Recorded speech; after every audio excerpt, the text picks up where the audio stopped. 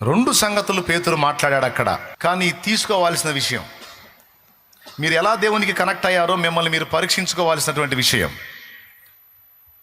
పేతురులాగా అపోస్తలులాగా మనం దేవునికి కనెక్ట్ అయితే ధన్యులం. వాళ్ళు దేన్ని బట్టి కనెక్ట్ అయ్యారో వాళ్ళు మాట్లాడుతున్నారు. ముందు వెళ్ళిపోయిన వాళ్ళు దేన్ని బట్టి కనెక్ట్ అయ్యారో కూడా ప్రభువు చెప్పేశాడు. ఇదంతా రొట్టె మొక్కల సరుకు. ఇదేం సరుకు? అంత బెనిఫిట్ బేసిక్. ఏదన్నా సారం ఉంటే లాక్కునేటట్టు, లేకపోతే సర్దుకునేటట్టు. సెగ తగిలితే అడ్రస్ కూడా ఉండరు. నా నిమిత్తం శ్రమ పడాల్సి వచ్చినా, ఇబ్బంది పడాల్సి వచ్చినా, శోధింపబడాల్సి వచ్చినా, అగ్ని పరీక్షకు నిలవాల్సి వచ్చినా వీళ్ళు ఉండరు. అగ్ని పరీక్షలో కాలి బూడిదైపోద్ది సరుకు. వీళ్ళకి అగ్ని పరీక్షల దాకా అవసరంలే. అప్పటిదాకా గుంపులు గుంపులు ఆయన అంటున్నారు కదా. ఆయన ఒక విచిత్రమైన మాట అన్నాడు. ఆ మాట కాళ్ళకు మైండ్ పోయింది. ఏం మాట అన్నాడు తెలుసా? పితరులు మన్నాను తినినను చనిపోయిరి, అయితే నా శరీరము నిజమైన ఆహారము, నా రక్తము నిజమైన పానము. నా శరీరమును తిని నా రక్తము త్రాగువాడే నిత్య జీవము గలవాడు అన్నాడండి. ఇక వాళ్ళకి ఆలోచన వచ్చింది, అబ్బాయ్ ఈ బోధకుడు ఏదో అద్భుతాలు చేస్తున్నాడు అది ఇది అనుకున్నాం, కానీ అబ్బే ఇది మెంటల్ సరుకు. ఎవరు మెంటల్ సరుకు? యేసయ్య. వాళ్ళకి మెంటలోళ్ళలా కనపడ్డాడు, వాళ్ళకి పిచ్చోళ్ళలా కనపడ్డాడు. ఎందుకనగా అప్పటిదాకా మాట్లాడిన మాటలు, చేసిన బోధలన్నీ ఒక రకంగా అనిపించినాయి వాళ్ళకి. ఈ మాట వాళ్ళకి విచిత్రంగా అనిపించింది. ఏంటి విచిత్రం అంటే, నువ్వు అంటావా? ఇంతమంది ఉన్నారు ఇక్కడ, ఎవరన్నా అంటారా నా శరీరము నిజమైన ఆహారము, నా రక్తము నిజమైన పానము, నా శరీరము తిని నా రక్తము త్రాగండి అని ఎవరన్నా అంటారా? మైండ్ బాగున్నోళ్ళు ఎవరైనా అంటారా? నన్ను తినండి, నా మూలంగా జీవించండి, నా రక్తము తాగండి.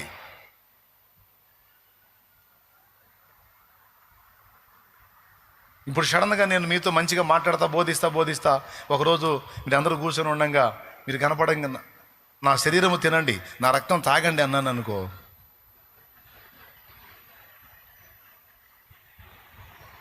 మీరు ఎట్లా చూస్తారు? నాకు వెళ్ళి పాపం రోజు కూటానికి తిరుగుతా, రెస్ట్ లేక, నిద్ర లేక, టయానికి తిండి లేక ఇది ఎఫెక్ట్ అయినట్టుంది అన్నకి. నా శరీరాన్ని తినండి, నా రక్తం తాగండి అంటున్నాడు. ఏంది మీకు కొత్తగా ఉంటుందా ఉండదా? వింతగా ఉంటుందా ఉండదా? ఏ మనుషుడైనా అంటాడా నా శరీరం తినండి, నా రక్తం తాగండి అని? ఏ మనుషుడైనా అంటాడా? యేసయ్య అన్నాడు. అది వాళ్ళకి వింతగా అనిపించింది. అది కూడా ఎలా అనిపించిందో తెలుసా? ఆయనకి మతి చెలించిందేమో అనిపించింది. కానీ ఆ పిచ్చి మహారాజు మాట్లాడింది నగ్న సత్యం, వాస్తవం. మరి వారం వారం మనం చేస్తుంది ఏంది? ఆయన శరీర రక్తాల్లో పాలివారం అవుతున్నాగా. ఏ ఉద్దేశంతో ఆయన అన్నాడో అందులో ఆంతర్యం ఏందో ఒక్క ముక్క ఆయన అడిగితే చెప్పేవాడు. ఈ మాట ఆయన అనేసరికి తన శరీరమును ఎవడు తిననిచ్చును, తన రక్తమును ఎవడు త్రాగనిచ్చును, ఈ బోధకుడు ఇలా మాట్లాడుచున్నాడు ఏమిటి? ఈ మాటను బట్టి అర్థమైపోయింది ఇతనికి మతి సరిగా లేదు అని సర్దుకున్నారు. శిష్యులు కూడా డౌట్ వచ్చి ఉండొచ్చు నాకు తెలిసి, ఏంది ఇలా అన్నాడు ఏంది ప్రభు అని డౌట్ వచ్చి ఉండొచ్చు వాళ్ళకు కూడా.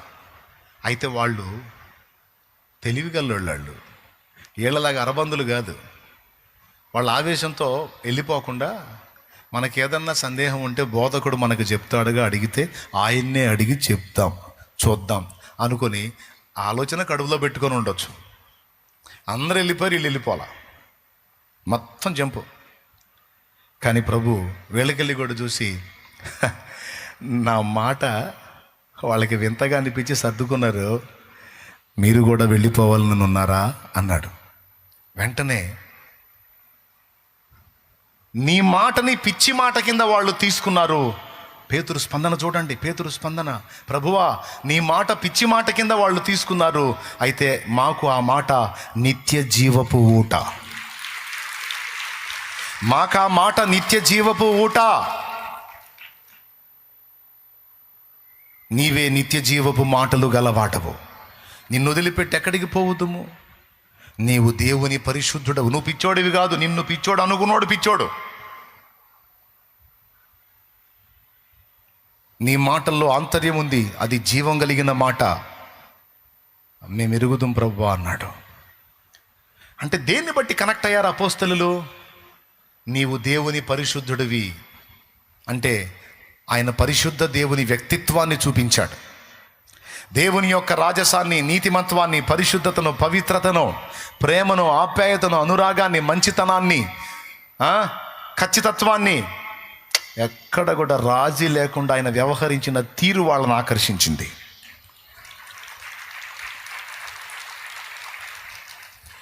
ఎంత ఆకర్షించిందంటే 2 దోణెల నిండా చేపలు ఇస్తే ఏసయ్య ఇచ్చిన చేపల జోడ్ల పేతురు చేపలను ఇచ్చిన ఏసైకి వెళ్ళి చూసి ఏసైని వెంటబడిపోయాడు. 2 దోణెలు ఇచ్చాడండి చేపలు. 2 దోణెల నిండా సంపదిస్తే, ఈ సంపద కాదు, నువ్వే నా సంపదల గని, నువ్వు చాలు నాకని వెంటబడ్డాడు ఏసయ్య వెంట. నేను అడుగుతాను పేతురుని, ఏమి నచ్చింది పేతురు? ఆయన దగ్గర కనీసం ఆయనే అన్నాడు, నక్కలకు బొరియలు ఆకాశ పక్షులకు నివాసములు కలవు కానీ మనుష్య కుమారుడికి తలవాల్చుకున్నకైనా నువ్వు స్థలము లేదని ప్రభువే అన్నాడు కదా. ఏమీ లేదు ఆయన దగ్గర. అలాంటి వాడి వెంటబోతే నీకేం వచ్చిందా? శుభ్రంగా ఆ 2 దోణెలు చేపలు అమ్ముకొని వ్యాపారం పెట్టుకుంటే అసలు ఎన్ని డబ్బులు వచ్చాయి. ఇంకా 2 దోణెలు, ఇంకా 4 వలలు కొనుక్కొని 10 మంది కూలోళ్ళని పెట్టుకొని మొత్తం దోణెలు తీసుకొని పోయి అసలు వేట చేస్తే కుప్పల చేపలు, కుప్పల డబ్బులు. కమ్మగా అవకాశం ఇస్తే అయి బాగొట్టి ఆయన వెంటబడ్డావేమయ్యా?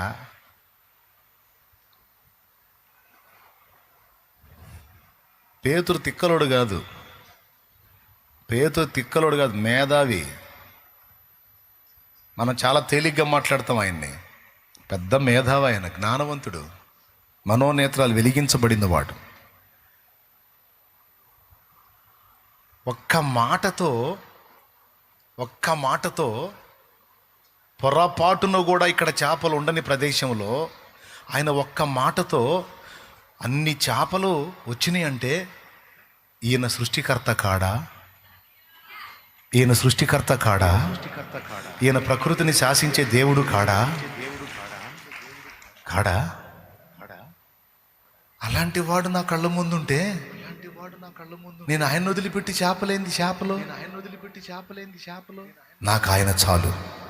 నేను ఆయనతో ఉంటే ఇహమందు నాకేమున్నా లేకపోయినా శాశ్వత జీవంలో నిత్యమైనటువంటి సంపదల గని నా ప్రభువుతో నేనుంటే నాకేది తక్కువ అయినా పర్వాలా, నేను మాత్రం ఆయన వదలను. నాకు ఆయన కావాలి. ఎవరు కావాలి? మగ్దలీనా అడిగింది, యేసు అద్భుతాలు కావాలా, యేసు కావాలా? నాకు యేసు కావాలి. భక్తులు కూడా అదే కోరుకున్నారు. నా కాంతి, నా శాంతి,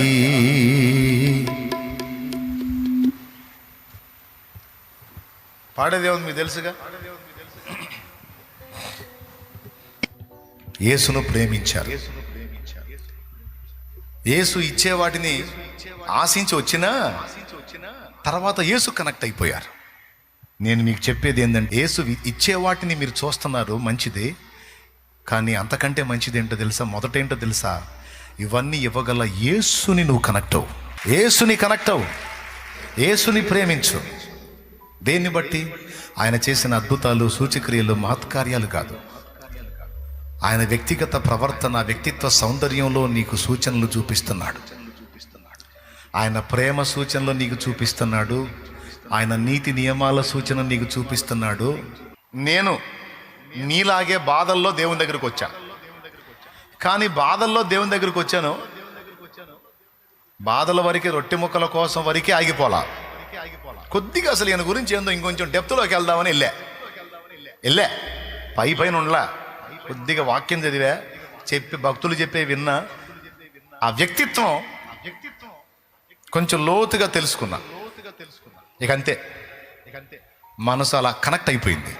అది నాకెంత మేలైందంటే, ఆయన వ్యక్తిత్వాన్ని బట్టి, ఆయన ప్రేమను బట్టి, ఆయన పరిశుద్ధతను బట్టి, ఆయన నీతి న్యాయములను బట్టి, ఆయన వ్యక్తిత్వ సౌందర్యాన్ని బట్టి కనెక్ట్ అవ్వటం అనేది నాకు ఎంత ఉపయోగమైందంటే, ఒకవేళ రొట్టె ముక్కల కోసం మాత్రమే నేను కనెక్ట్ అయినట్టయితే నా శోధన కాలంలో నేను కూడా వెనుక తీసి వేరైపోయి ఉందును.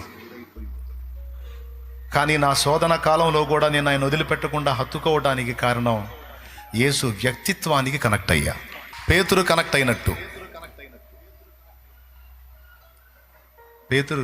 అయినట్టు, ఈరోజు యూట్యూబ్ మీరు ఓపెన్ చేస్తే ప్రతి ఒక్కడు మాట్లాడుతున్నాడు యేసు ప్రభు గురించి. వాళ్ళ ఇష్టం వచ్చిన పాటు పడుతున్నారు. ఒక్కొక్కడైతే బాగా నమ్మసక్యంగా మాట్లాడుతున్నాడు, బాగా అన్ని చదివి పరిశీలించినట్టుగా బాగా నమ్మసక్యంగా మాట్లాడుతున్నాడు. బైబిల్ అంతా ఇలాగా, బైబిల్లో ఉన్న చరిత్రలన్నీ అలాగా, యేసు ప్రభు అలాగా, మరియం ఇలాగా రకరకాల మాటలు మాట్లాడుతున్నాడు. ఈ రొట్టె ముక్కల బ్యాచ్ అంతా కూడా ఇలాంటి మాటలు విన్నప్పుడు విశ్వాసాన్ని కోల్పోతారు.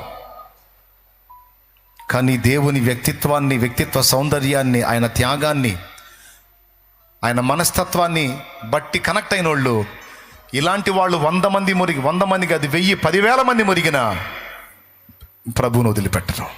ఎలాంటి పరీక్ష కాలం వచ్చింది అపోస్తలులకి, ఎంతటి శోధన కాలంలో కూడా వాళ్ళు ప్రభువును వదిలిపెట్టకుండా హత్తుకొని ఉండటానికి కారణం ఏంటో తెలుసా? వాళ్ళు రొట్టె ముక్కలను బట్టి కనెక్ట్ అవ్వలా. రొట్టె ముక్కల బాపతు కాదు. రొట్టె ముక్కలు అంటే తెలుసా మీకు?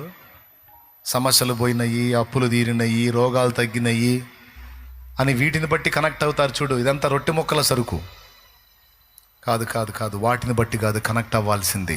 ఇది మీకు ఈజీగా అర్థం కావడానికి చెప్తా. ఒక అమ్మాయి అబ్బాయిని ప్రేమించింది. ఇట్లాంటి అయితే బాగా అర్థం అవుతాయి. ఏనండి, ఒక అమ్మాయి అబ్బాయిని ప్రేమించింది అనుకోండి. అబ్బాయి ఫుల్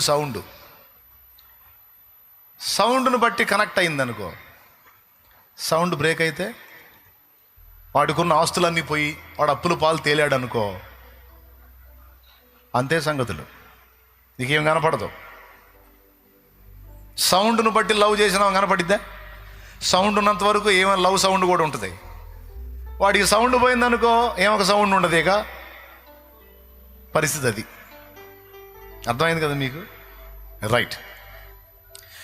డబ్బును బట్టో, సంపదను బట్టో, అందాన్ని బట్టో, ఐశ్వర్యాన్ని బట్టో గాక వ్యక్తిత్వ సౌందర్యాన్ని బట్టి కనెక్ట్ అయిందనుకో, అందం పోవచ్చు, ఆస్తులు పోవచ్చు, అంతస్తులు పోవచ్చు, పరపతులు పోవచ్చు, పలుకుబడులు పోవచ్చు, వ్యక్తిత్వం పోదుగు, అది మారదు గనుక దానికి కనెక్ట్ అయిన వాళ్ళు ఏది ఉన్నా పోయినా వదిలిపెట్టరు. నాకు తెలిసిన ఒకడు ఉన్నాడు.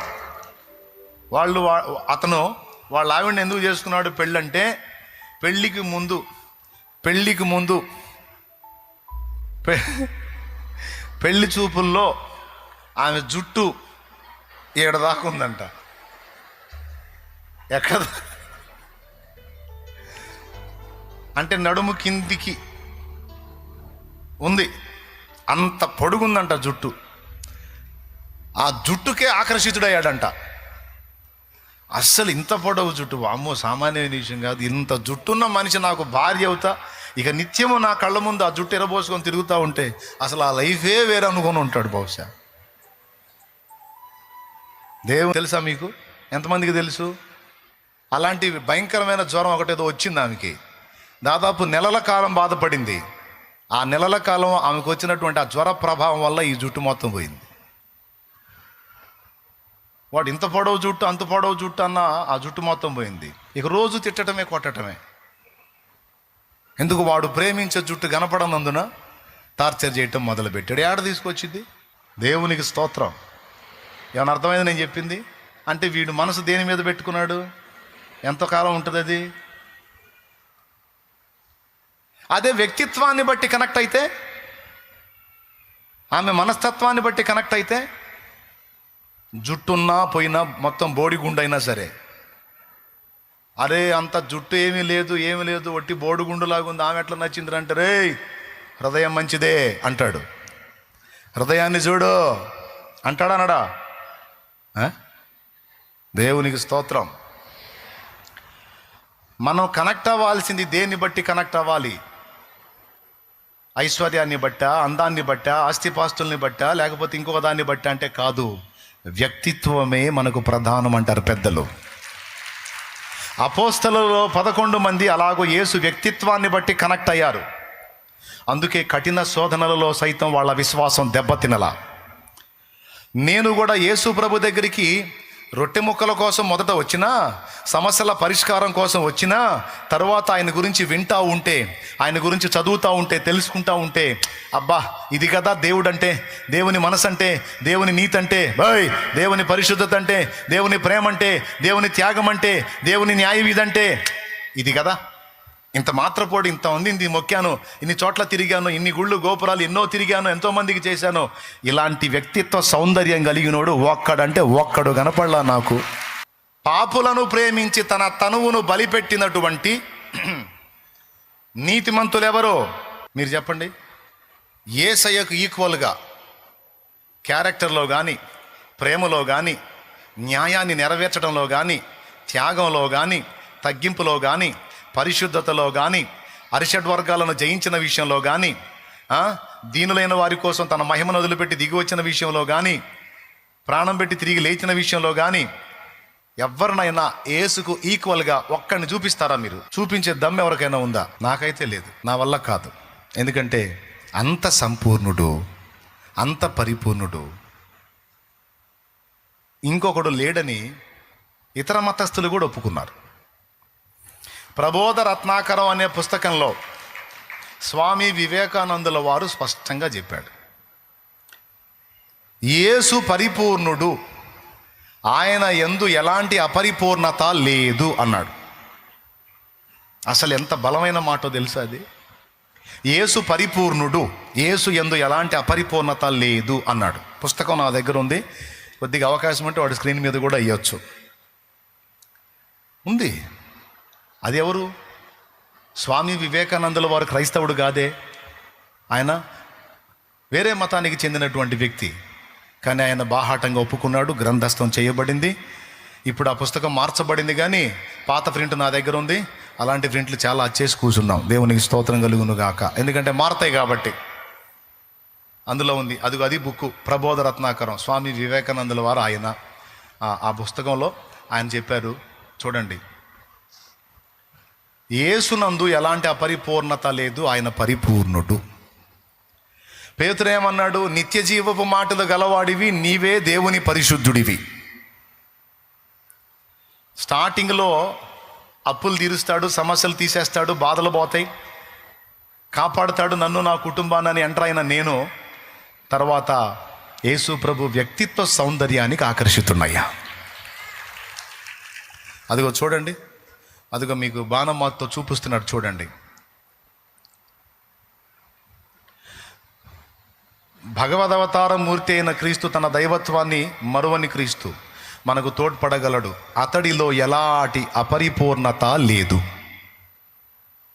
ఆయనలో ఎలాంటి అపరిపూర్ణత లేదు అంటే మిగిలిన వాళ్ళలో మీరే చెప్పండి. తర్వాత అర్థమైంది. ఇంతమందిలో ఒకరిని నిలబెట్టి ఇతనిలో ఎలాంటి అపరిపూర్ణత లేదంటే మిగిలిన వాళ్ళలో తండ్రి అయిన దేవుడు ఏమన్నాడు? ఈయన నా ప్రియ కుమారుడు, ఈయన యందు నేను ఆనందించుచున్నానంటే మిగిలిన వాళ్ళ దగ్గర నాకు ఆనందం దొరకట్లా. ఇప్పుడు ఇతని యందు ఎలాంటి అపరిపూర్ణత లేదు అంటే మిగిలిన వాళ్ళ దగ్గర అది అపరిపూర్ణత ఉంది. మిగిలిన వాళ్ళు అరిషడ్ వర్గాలకు బానిసలు అయ్యారు, ఎక్కడో చోట రాంగ్ స్టెప్ వేశారు. కానీ యేసయ్య ఒక్క చోట కూడా రాంగ్ స్టెప్ వేయలా. పరిపూర్ణ పరిశుద్ధుడు, సుచరిత్ర కలిగిన దేవుడు, దహించు అగ్నే, న్యాయానికి, నీతికి, పరిశుద్ధతకు నిలువెత్తు నిదర్శనం నా యేసయ్య.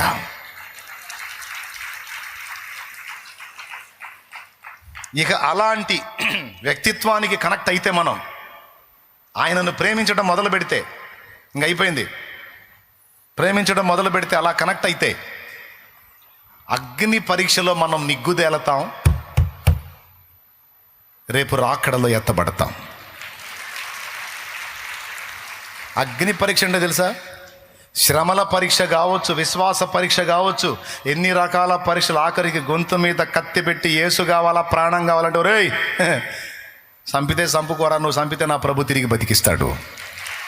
నాకు యేసు చాలు, యేసు కావాలి, యేసు కోసం నా ప్రాణమైనా పెట్టేసుకుంటా, వదిలేసుకుంటా, నాకు యేసు కావాలి, నేను యేసును వదలను. ఇక ఎన్ని శోధనలు వచ్చినా, ఎన్ని బాధలు వచ్చినా, కులం వాళ్ళు లేచినా, మతం వాళ్ళు లేచినా, ఊరు మొత్తం కట్టకట్టుకొని లేచినా, అందరూ వదిలేసినా, బాధలు చుట్టేసినా, శ్రమల కొలిమి కాలుస్తున్నా, అనుకున్నవి జరిగినా, జరక్కపోయినా, అనుకోనివి జరిగినా, ఎలాంటి ప్రతికూలతలైనా వ్యక్తిత్వాన్ని బట్టి కనెక్ట్ అయితే నువ్వు ఆయన వదిలిపెట్టలేవు.